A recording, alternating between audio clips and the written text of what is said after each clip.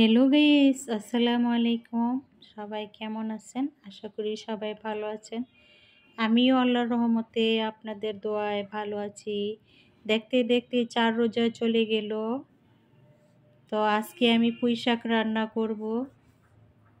বাজার থেকে পুঁইশাক নিয়ে আসছে, টাটকা পুঁইশাক, লাল পুঁইশাক। তো মাছগুলো ভেজে এখন আমি রান্না বসাই দিলাম। আমি পেঁয়াজগুলো ভাজা ভাজা করে নিচ্ছি লবণ দিয়ে।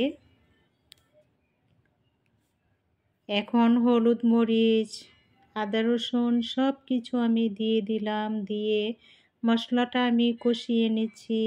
কিভাবে আমি পুঁইশাক দিয়ে মাছ রান্না করি আমার সাথে থাকেন, দেখতে পারবেন। যারা কখনো শাক দিয়ে মাছ রান্না করে খাননি, আমি একটা আলু দিব। আলুটা আগে দিয়ে দিলাম।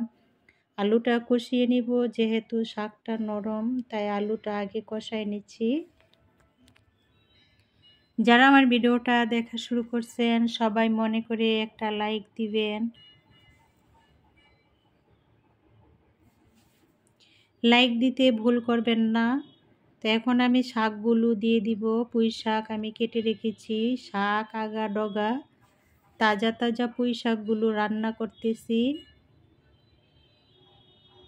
মাছ দিয়ে পুঁই শাক দিয়ে রান্না করলে খুবই মজা লাগে।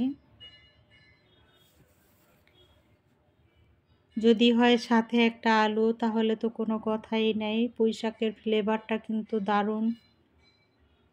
দারুণ লাগছে আমার কাছে। তো পরিমাণ মতো এখন পানি দিয়ে দিলাম।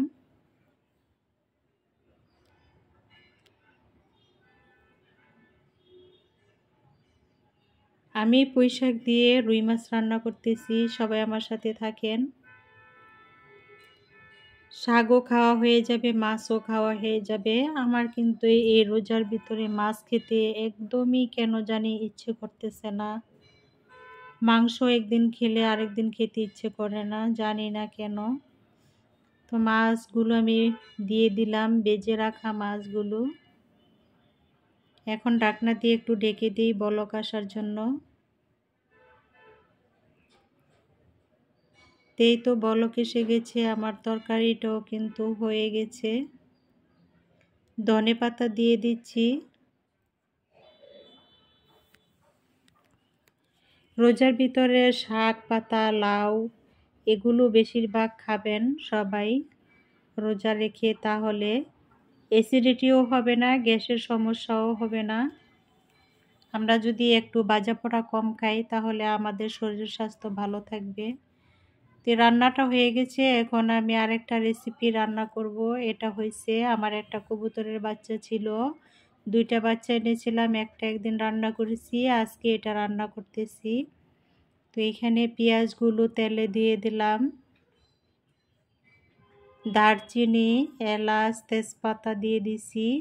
এখন পরিমাণ মতো আদা, রসুন, ধনে গুঁড়া, মরিচের গুঁড়া, হলুদ গুঁড়া দিয়ে দিলাম।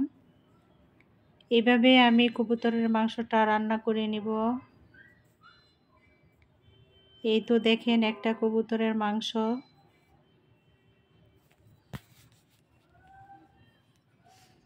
এখন মাংসগুলো আমি মশলার সাথে কষিয়ে নিব।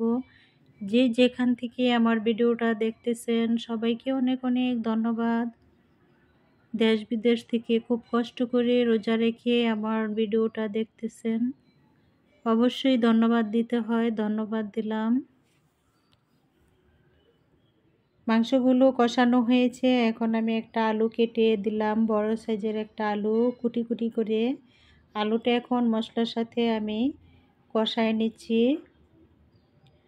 আমার কাছে কবুতরের মাংস অনেক মজা লাগে। 2টা বাচ্চা এনেছিলাম 300 টাকা দিয়ে, না 360 টাকা দিয়ে। 2টা কবুতরের বাচ্চা খুব বড় সাইজের।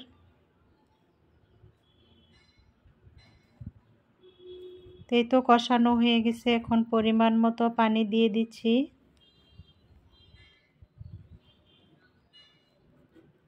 আমাদের রমজান মাস ইবাদতের মাস, খুবই ভালো লাগে।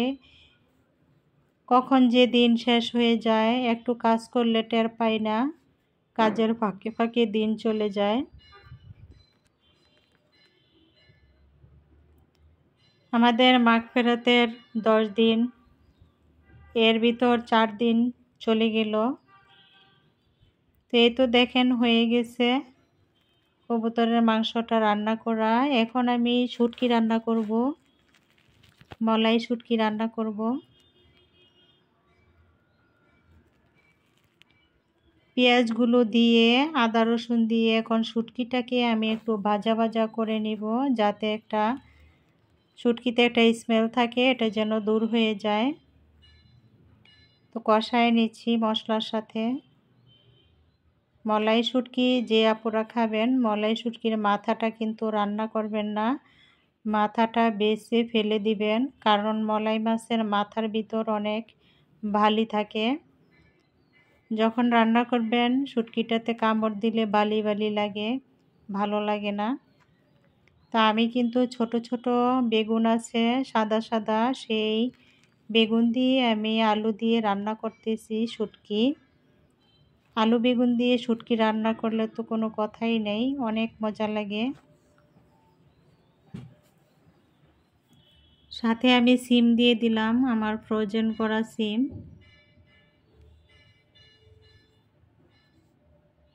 এগুলো একসাথে আমি এখন কষায় নিতেছি।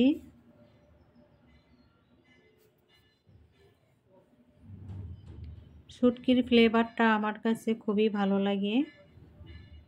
তো শুটকিটা হয়ে গেছে, এখন ধনেপাতা দিচ্ছি।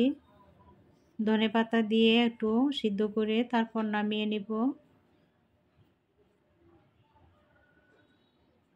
এই তো শুটকিটা হয়ে গেছে, এখন আমি একটা প্লেটে বেড়ে নিচ্ছি। এই তো বেড়ে নিলাম। তো আমার রান্নাগুলো কেমন হয়েছে সবাই কমেন্টস করে জানাবেন। সবাই ভালো থাকবেন। আল্লাহ হাফেজ।